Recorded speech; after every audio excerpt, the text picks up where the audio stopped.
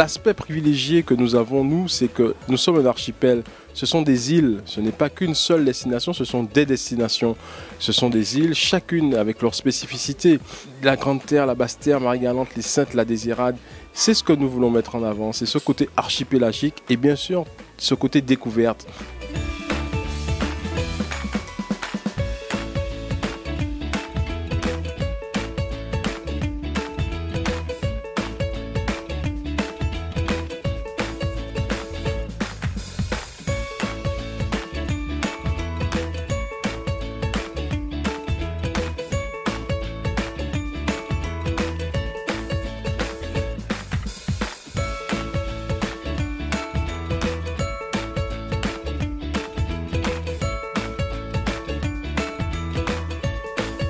De plus en plus de visiteurs répartissent leur séjour sur la Basse Terre, sur la Grande Terre et pourquoi pas sur Marie-Galante ou les Saintes, puisqu'il y a de l'hébergement hôtelier, mais aussi d'autres types d'hébergements qui de plus sont de plus en plus classifiés, labellisés, bénéficient de marques de confiance ou même de labels comme qualité tourisme, donc qui fiabilisent le produit.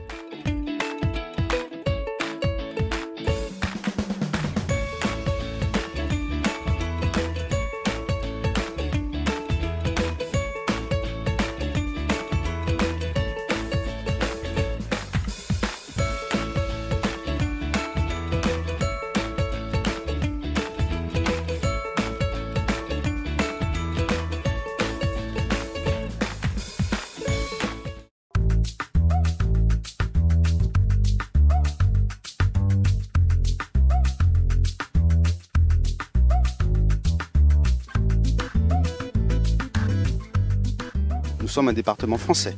Donc nous avons tous les avantages des départements français, que ce soit en termes de sécurité, d'hygiène, de santé publique.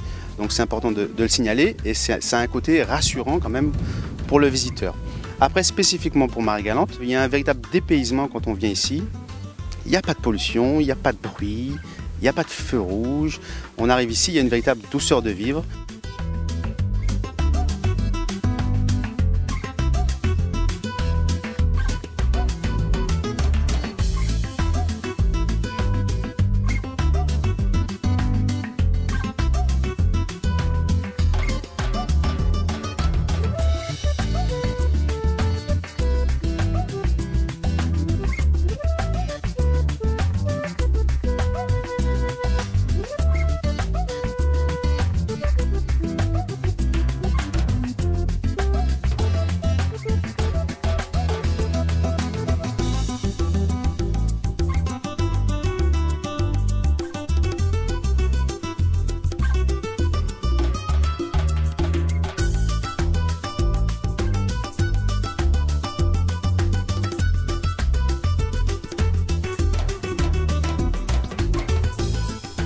Le touriste va venir s'émerveiller à Petit-Bourg puisque c'est la ville verte, c'est le territoire en fait le plus étendu de Guadeloupe, hein, donc c'est l'émeraude de Guadeloupe si on peut l'appeler ainsi, puisqu'il faut savoir que 70% de notre territoire est dans le parc national. On est sur le site donc de Duquéry, sur la Cassaverie, donc on voulait faire découvrir en fait cette galette, le premier pain des Antillais, des Caribéens.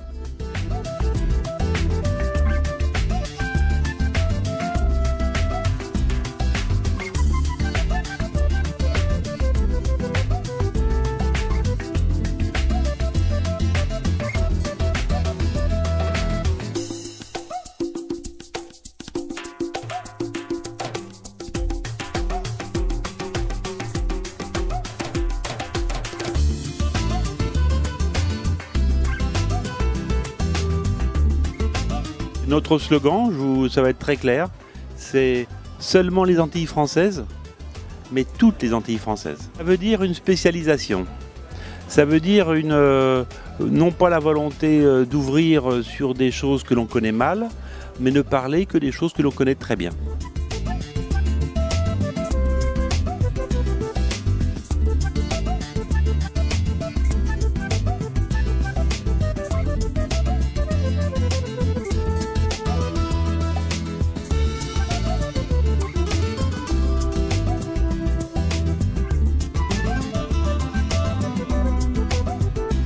Bienvenue à un écomusée créole là, c'est un écomusée qui est reconnu par un jardin, il y aura dit jardin remarquable, parce qu'ici, on n'a pas qu'à prononcer les airs. Et malgré, on ne peut pas vivre sans airs.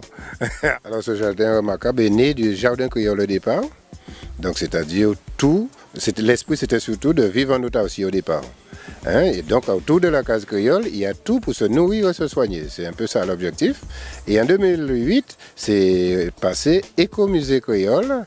Et donc nous l'avons enrichi de toute la tradition, l'histoire, la culture de la Guadeloupe.